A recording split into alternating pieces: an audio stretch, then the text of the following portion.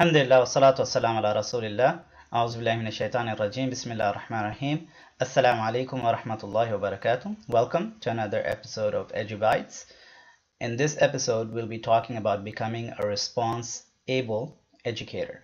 As teachers and as principals, or even as parents, we hear a lot of complaints, and we may have heard statements like, if only I had less students in my class, then I would be able to do this, this, and this, or well, only if we had more money, right, we would be able to do this and this and this, or if I wish my principal was more understanding or patient, and so on. Or we may have heard, I'm sure we've heard a complaint about parents, if only parents can be more so and so and so. And then, of course, about students, we may have complained that students are just not excited these days, right? And when we look at these complaints and these concerns, they're all reactive, and all of us have concerns in life, are facing challenges in life, and are facing issues in life. The difference is how we look at them and what we do about them. And these concerns that we're facing, usually the circle of concern is very big, and within that circle of concern, there might be concerns that are within our influence, within our circle of influence. And then these are concerns that we may be able to do something about. We may have some influence in terms of changing them.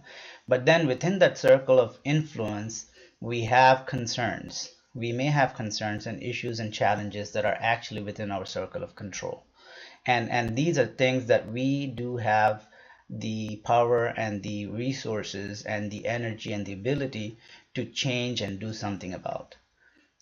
Now, when we look at the reactive people, regarding reactive people that are reactive, Steven Covey, in his book, The 7 Habits of Highly Effective People, he says that reactive people tend to neglect those issues that are under their control and influence.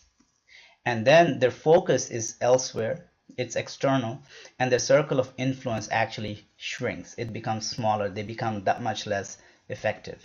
Whereas proactive people, according to Steven Covey, they focus on issues within their circle of influence. They work on things they can do something about. And when they do that, the nature of their energy in doing this is actually positive, it's enlarging, and it's magnifying.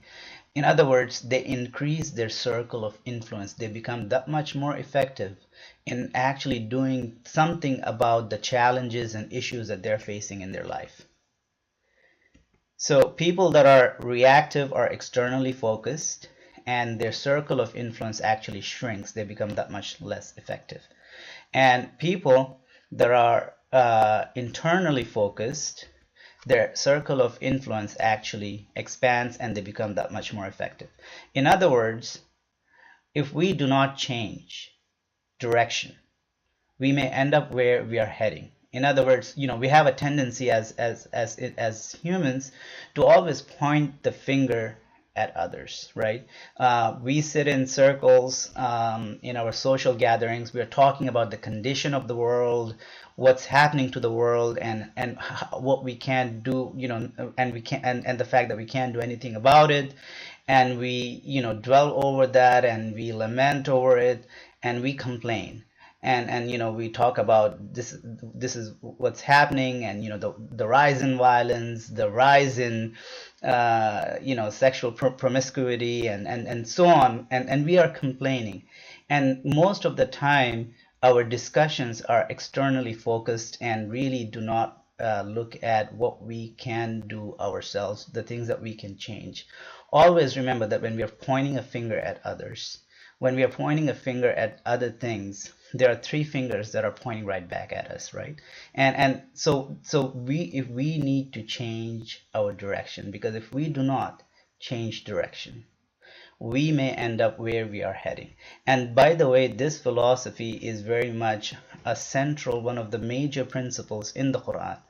Allah subhanahu wa ta'ala, when he commissioned the Prophet sallallahu alaihi wasallam, Prophet Muhammad sallallahu alaihi wasallam, as a prophet and as a messenger, he started him off his circle with concerns that were within his circle of influence. Allah subhanahu wa ta'ala, he says in the Quran, A'udhu billahi minash shaitanir rajim, Inna Allah la yughayyiru ma biqawmin hatta yughayyiru ma bi anfusihim. That Allah subhanahu wa ta'ala will not change a condition of a people until they change what is within themselves. Right? And when we look at the Prophet ﷺ, when he was commissioned, one of the first verses that were revealed to him, some of the first orders or commandments that came down to him from Allah subhanahu wa ta'ala were, A'udhu billahi minash shaitanir rajim, Bismillahir Rahmanir Rahim, Ya ayyuhal muddathir, قم فأنذر وربك فكبر وثيابك فطهر والرجز فهجر ولا تمنن تستكثر ولربك فاصبر. That, O you who is enveloped in garments, rise and warn and magnify your Lord, and clean your garments, and stay away from that which displeases Allah subhanahu wa ta'ala, or something that is bad and evil. And وَلَا تَمْنُن تَسْتَكْثِرْ, and don't give something to gain more, and be patient, وَلِرَبِّكَ فَاصْبِرْ, and be patient for your Lord. And when we look at these commandments that the Prophet ﷺ is receiving, some of the very first ayahs, verses revealed after اقرأ بِاسْمِ رَبِّكَ الَّذِي خَلَقَ, we see that all of these are within his circle of control. They are not even, these concerns are not even within his circle of influence. So Allah is asking the Prophet to change himself first. And that's where change starts, with ourselves, right? And once he was able to do that, then the stage of dawah, calling people to Allah subhanahu wa ta'ala, it actually moved on to another stage, which was, the focus now moved on to the circle of influence, things that were within his influence, where Allah subhanahu wa ta'ala, he commands the Prophet, and he tells him, فَاسْدَعْ بِمَا تُؤْمَرُ وَأَعْرِضْ عَنِ الْمُشْرِكِينَ. Now publicly declare what you've been commanded to do, and stay away from those who associate partners with Allah subhanahu wa ta'ala. And there were other verses like وَأَنذِرْ عَشِيرَتَكَ الْأَقْرَبِينَ, and warn those that are close to you. And when these verses were revealed, then the Prophet ﷺ did two things. One he did was he actually called his relatives and his tribesmen, and he threw a party, and he invited them to this party. And then in that party, he actually talked about Islam, and he presented Islam to them and asked them to accept it. And of course we know what happened, and that's the occasion where Abu Lahab, he cursed the Prophet ﷺ, saying, Tabban lak, may your hands be destroyed. Is this what you have called us for? And then of course Allah subhanahu wa ta'ala, he responded to the response of Abu Lahab by saying, Tabbat yada Abi Lahabin wa tab, may the hands of Abu Lahab be destroyed, right? So the Prophet ﷺ, when you look at how he changed the condition of the world around him, you see that he started with his circle of control, and then that circle of control expanded to include things that were within his circle of influence. And once that happened, then and he was able to do that, effectuate change towards a much more positive condition in the Meccan society and in Medina and in the Arabian Peninsula, then Allah subhanahu wa ta'ala shifted the focus of dawah to a much larger scale, to actually include all the concerns in the world, right? When he said, A'udhu billahi minash shaitanir rajim, Kuntum khayra ummatin ukhrijat linnas, ta'muruna bil ma'ruf wa tanhawna 'anil munkar wa tu'minuna billah. That you are the best of nations that have been brought forth for humankind, because why? We order to do what is good, and we prevent people from doing something that is bad, and we believe in Allah subhanahu wa ta'ala. So this is the sunnah, this is the way of Allah subhanahu wa ta'ala, that anytime we want to effectuate change, it has to start with ourselves, and then it goes out to the things that are within our circle of influence, and expands to much larger, to all the concerns that might be present in the world. So when we look at people so how can we change the complaints or the reactive statements that we hear on a day-to-day basis? So if only I had less students in my class, then how would you change that statement? Well, we can say, if from an external focus, then a statement that is internally focused would be something like, what strategies can I implement to teach effectively despite the numbers, right? Instead of saying, well, only if we had more money, I can say, let's see what we can do with what we have, right? Instead of saying, I wish my principal was more, we can say, I can be more flexible. Instead of saying, if only parents can be more cooperative and so on, I can say, well, how can I work with my parents? Instead of saying that students are just not excited these days, I can say, well, what can I do to motivate my students, right? And when we do that, when we start changing the way we look at the challenges in our life, we will become more proactive. And when we become more proactive, our circle of influence actually expands.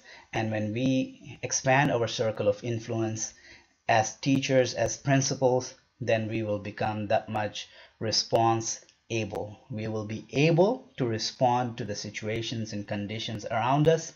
And that is really what a teacher or an educator should be able to do, is to really effectuate change in his or her students.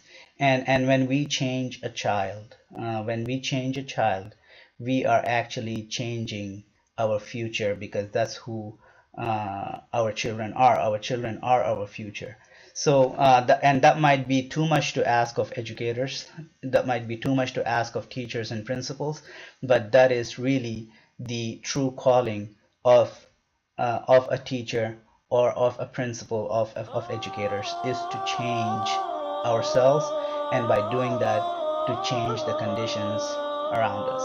So let's work on becoming more response able teachers and principals, and ask Allah subhanahu wa ta'ala to guide us to always be the person who models whatever change that we want to see in the people around us and in the conditions that we are living in. As Mahatma Gandhi had said, you must be the change you wish to see in the world. And that is the true calling of a teacher and a principal.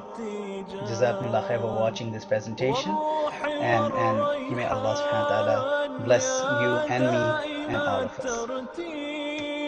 للذكر والتنزيل بشراك يوم رحيل ستفوز بالغفران يا قارئ الآيات.